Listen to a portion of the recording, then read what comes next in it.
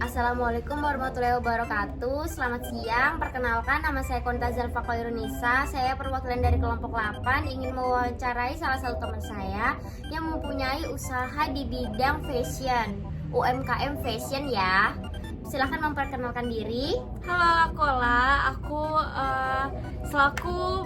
selaku pengusaha di bidang fashion. Nah, namanya Nawola Clothes. Kasih tau dong IG-nya sekalian. IG-nya @nawola.clothes. Oke, jadi aku mau wawancara dia untuk nyari tahu lebih lanjut nih informasi usaha dia di bidang UMKM fashion ini, seberapa besar dan seberapa kecil sih pengaruhnya. Nah, jadi di sini yang pertama ada soal tren pasar dan juga brandingnya dia di sosial media. Gimana sih caranya kamu ini nyari tren nih buat pasar kamu dan usaha kamu, dan juga gimana branding kamu di sosmed untuk usaha kamu nih, ceritain dong. Oke, jadi aku selaku pelaku usaha ada beberapa hal yang bisa aku pertimbangkan. Yang pertama itu aku analisis sosial media. Biasanya kan dari TikTok, Instagram atau apapun itu kan biasanya kelihatan tuh ya cewek-cewek yang bikin konten itu mereka pakai baju gimana. Nah, biasanya kalau satu orang itu pakai bagus, terus semuanya itu bakal ngikut gitu pakai baju itu. Nah, aku sebisa mungkin aku bakal kredikan barang itu di sini karena itu lagi tinggi peminatnya kan. Bener banget itu. Terus yang kedua, biasanya aku tanya-tanya juga sama konsumen yang datang. Aku biasanya nanya lagi model yang gimana yang lagi ngetren, atau mereka model gimana yang mereka lagi cari. Biasanya sebisa mungkin aku usahakan untuk aku readyin barangnya di sini. Terus yang ketiga, aku biasanya lihat-lihat majalah atau website gitu.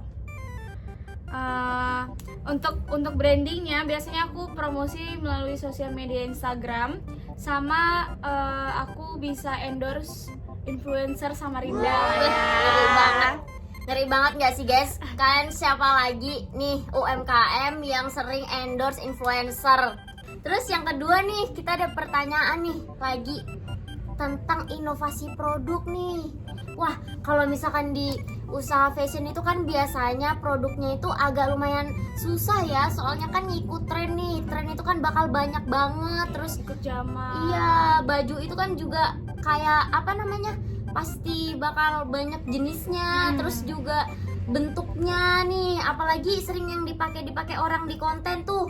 Gimana caranya kamu buat cari ide soal produk baru kamu, terus desain produk yang menarik buat pembeli yang mungkin kamu akan readykan di toko ini. Tadi kan Nita tanyanya tentang inovasi.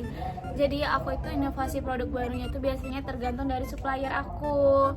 Nah, supplier aku itu model pakaiannya ya tergantung dari tren pasar sama perkembangan industri fashion.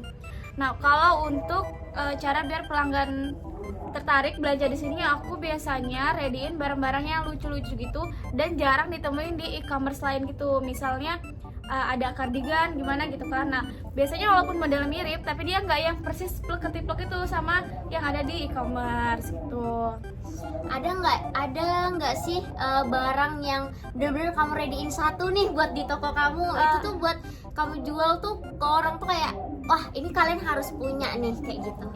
Aku biasanya kayak gitu sih, kayak paling satu model mungkin ada 1 atau 2 piece aja per warnanya gitu. Jadi kalau misalnya ada yang suka, aku selalu bilang kalau kakaknya suka langsung dibeli, karena kalau udah habis belum tentu ada lagi gitu. Dan itu supaya biar aku tuh nggak tahu ya, mungkin aku itu nggak mau kalau pelanggan aku tuh merasa punya baju banyak kembaran di kota yang sama gitu. Jadi aku nggak selalu readyin banyak. Benar-benar. Bahasanya itu limited edition. Kalian harus beli guys, limited edition di Nawola Clothes ya. Dan dia tuh cuman ngereadiin barang kadang-kadang loh guys, limited editionnya, karena dia PO dulu dari Bangkok. Nah, untuk soal yang ketiga nih, kita mau nanya soal pendapat konsumen. Kan biasanya ada komentar negatif maupun positif dari konsumen yang kamu dapatkan. Nah, di mana sih kamu dapatkan komentar itu? Entah itu di Instagram atau di toko langsung, dan gimana sih cara kamu nanggapinnya? Kalau pendapat konsumen biasanya aku tanya langsung gitu kan. Dan untuk pendapat positif atau negatif, kalau yang positif biasanya mereka itu selalu bilang kalau produk di sini tuh murah-murah tapi kualitasnya bagus gitu. Mereka bilang ini bahannya bagus banget kak, tapi harganya murah gitu, nggak salah harga katanya gitu. Keren banget. Iya, terus kalau yang negatif mungkin kadang size-nya nggak ada ya, jadi mereka kayak kok nggak ada size-nya kak gitu. Sayang banget ya kalau nggak Iya. ada size-nya ya. Kenapa sih nggak di-ready? Sedangkan Banyak kan ya. kalau yang ada size itu nggak banyak ya, kan dia satu sehari itu ada 4 sampai 5 size gitu. Nah, kalau misalnya kakaknya telat ya habis size-nya yang dimau gitu. Nah, ini nih untuk yang sering belanja di Naola Clothes, silahkan DM ya ownernya, suruh readykan lagi barangnya lebih banyak biar kalian tetap dapat produknya. Nah, aku pengen tanya nih, pernah nggak sih kamu promosiin barangmu secara langsung? Aku pernah ikut bazar di pameran gitu di Sanga-Sanga selama 1 minggu full. Sama aku tuh setiap hari Minggu pasti jualan di Gor Sepaja. Kalian kalau tahu wisata belanja Gor Sepaja itu aku selalu jualan setiap hari Minggu. Menurut kamu, pengaruhnya kamu melakukan promosi secara langsung itu besar nggak buat usaha? Menurut aku lumayan besar ya. Pertama dari segi followers Instagram, karena biasanya kan ada beberapa orang yang nggak berani masuk ke bazar kita tuh. Jadi mereka walaupun lewat, tapi aku selalu pajang banner Instagram di depan gitu. Nanti mereka follow. Nah, dari Instagram kan kelihatan tuh harga-harganya. Itu jadi mereka kayak survei, oh ternyata harganya di sini murah gitu. Terus juga kalau yang di Sanga-Sanga, kan Sanga-Sanga itu kabupaten ya. Terus tuh itu kemarin acara pameran itu kayak pameran besar di Kutai Kartanegara gitu. Jadi dari Handil, dari Samboja, dari Tenggarong tuh banyak yang ke situ. Nah, jadi semua orang ngumpul di situ ya. jadi pelanggan aku tuh nggak cuma dari Samarinda tapi dari luar kota. Nah, apa sih tujuannya kamu untuk bangun usaha ini? Terus masalah apa aja yang pernah kamu alamin dari awal kamu buka toko ini? Tujuannya pertama untuk aku belajar bisnis karena keluarga aku, mamaku terutama, mamaku tuh orangnya kayak apa ya, pedagang banget gitu dari dulu. Jiwa-jiwa pengusaha Iya, gitu jiwa ya? pengusaha lah ya. Ibaratnya aku tuh turun, aku tuh diajarin untuk jualan gitu dari kecil. Dari kecil aku udah pernah jual baju juga dulu waktu SD gitu, karena aku pernah jual baju gitu. Terus juga biar aku bisa hidup lebih mandiri gitu, biar aku tuh bisa gimana caranya aku itu ngadapin suatu masalah sendiri gitu tanpa bantuan orang tua gitu. Kalau untuk masalah yang pernah aku hadapin di selama toko ini ya mungkin kalau misalnya karena tokonya ini kan di lingkungan kampus ya, kalau misalnya anak kuliah lagi libur biasanya itu sepi juga, pendapatannya menurun gitu karena Nggak ada yang lalu lalang di sini. jarang di sini yang lalu lalang orang umum gitu. Jadi itu sih kendalanya.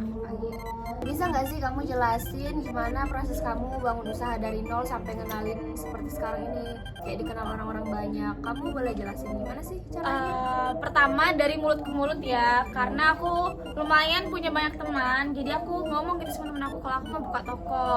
Terus yang kedua dari tokonya sebelum buka aku udah buat sosial media dan aku minta teman-teman aku yang tadi yang banyak itu untuk promosi ini. Sun bakal ada toko dikenal baju gitu ya? Iya, nanti bakal ada toko baju kayak gini di sini gitu.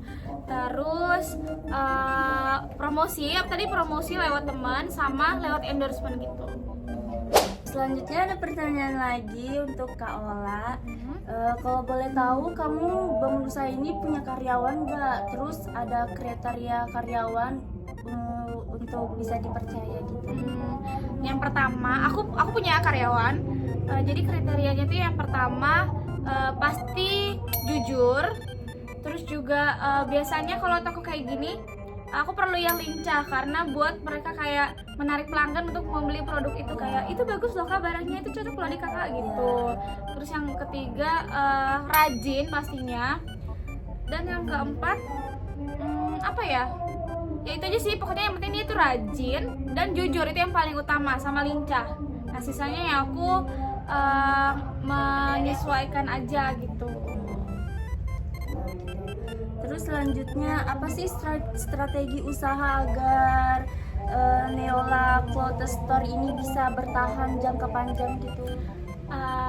kalau untuk bertahan jangka panjang, mungkin aku punya beberapa strategi. Yang pertama, kualitas produk yang unggul gitu. Aku sebisa mungkin menjual barang-barang yang berkualitas bagus tapi dengan harga yang murah gitu, biar pelanggan terus-menerus beli di sini gitu kan.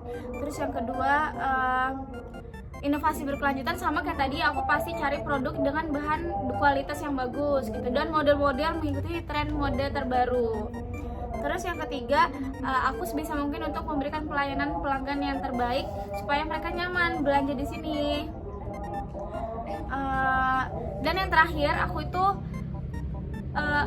bisa belanja online gitu kan. Biasanya ada orang yang terkendala kendaraan atau apa gitu kan. Jadi aku sebisa mungkin untuk bisa menjual secara online. Itu aja sih. Terus apa sih rencana kedepannya buat Noella Store ini?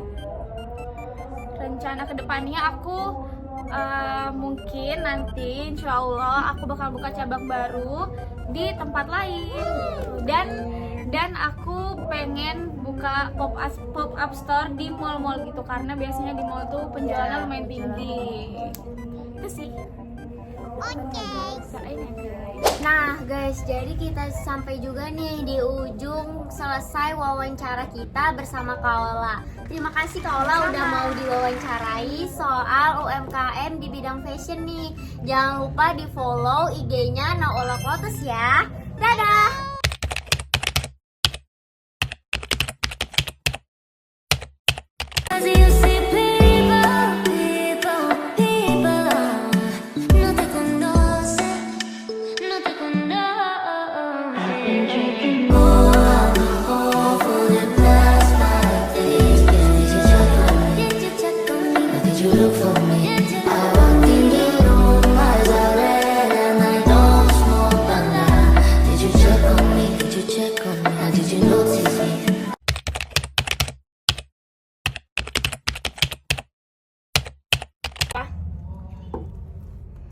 Terus apa? Kata ada bilangnya. Apa ini? Ini sudah pertanyaan selanjutnya ya? Nita ditendangnya Di bidang Nit. fashion. Salam, Cok. Gimana sih kamu? Aku lupa lagi. Kamu